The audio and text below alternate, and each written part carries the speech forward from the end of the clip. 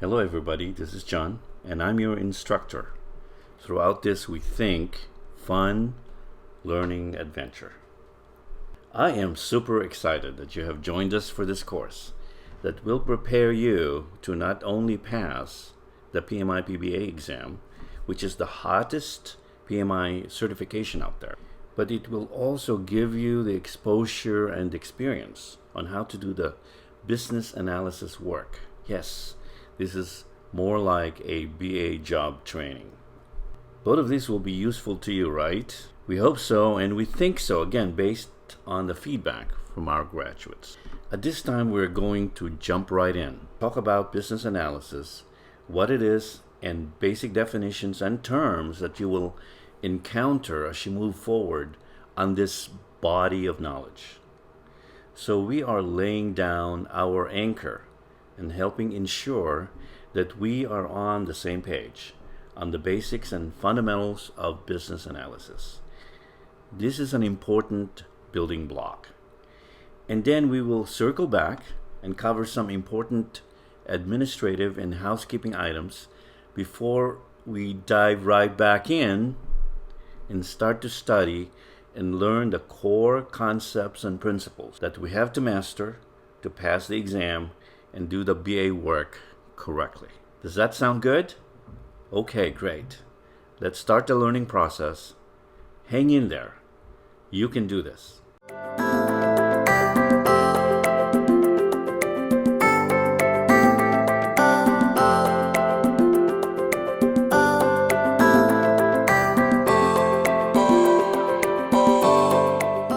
Hi there, welcome to section 3. Let's get started on this section on the basics and fundamentals of business analysis. So what is business analysis?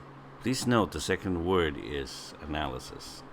It is the application of knowledge, skills, tools, and techniques to identify business problems, needs, and opportunities. So it all starts there, the identification of what's needed, or what's ailing the company, or the pain points, or why it's costing too much to produce this product, why there's so many customer complaints on our service.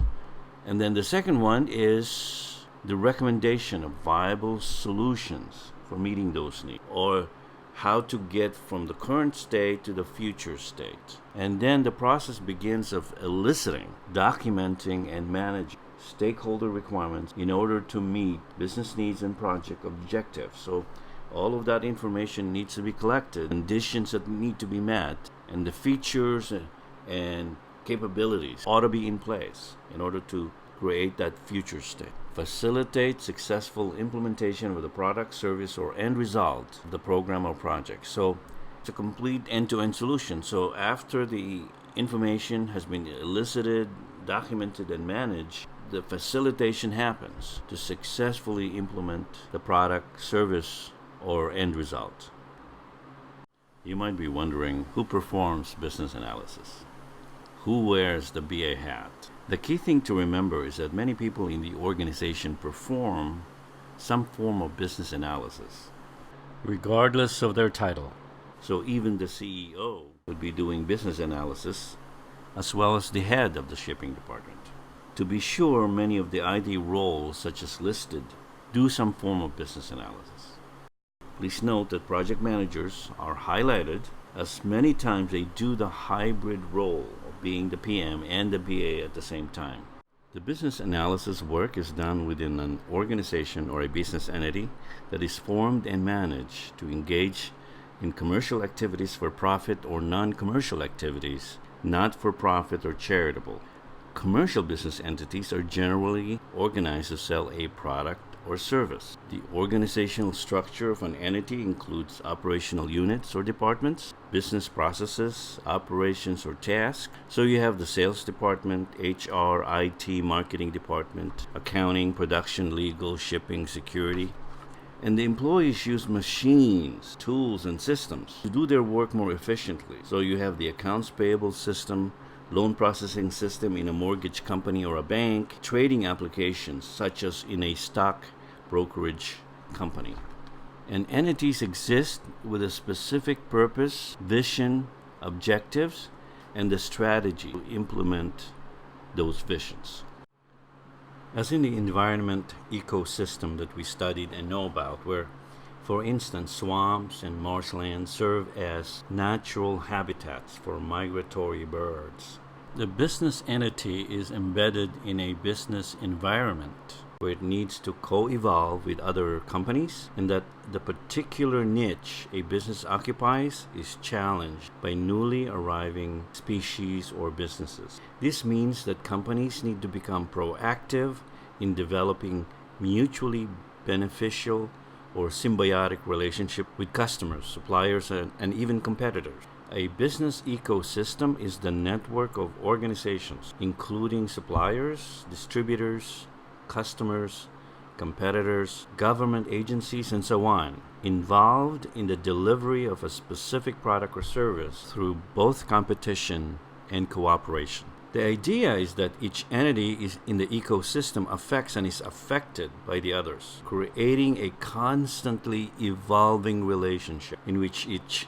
entity must be flexible and adaptable in order to survive as in a biological ecosystem. The moral here is that the organization does not live in isolation. It is not an island. That there are dynamic and persistent forces and events happening within and outside the organization, from competitors, from market forces, new technologies, from government regulations, that are constantly creating challenges, problems, risks, and yes, opportunities for the organization.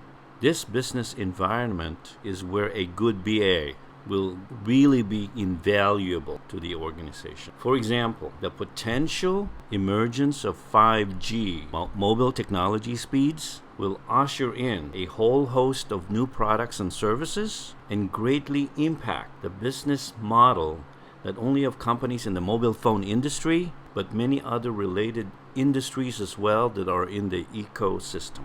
So let's discuss what solutions the BA might recommend and help facilitate. Remember that the solution is a method or process of dealing with the problem. Solutions often include a software systems development component, replacing an inventory system, for example, that is not correctly tracking work-in-process goods. It may also consist of process improvement, like changing or improving the way claims are tracked in an insurance company, or organizational change, like combining two departments into one, or strategic planning and policy development. In general, there are 4 key solution areas: organizational restructuring, business process re-engineering, business process improvement, and IT-based business process enhancement. When organizations lack in-house expertise to provide end-to-end solutions, experts or consultants are hired to design, develop, and implement a solution that would solve a business problem or, yes, exploit an opportunity. Many of the projects I managed as a senior PM and many of the BA work that I did were IT enhancements on process re-engineering. For example, in one big project, we implemented an entirely new core banking system for a major regional bank in the West Coast because the legacy system could no longer adequately scale up to meet the needs of a financial institution that has grown rapidly, both organically and through acquisitions.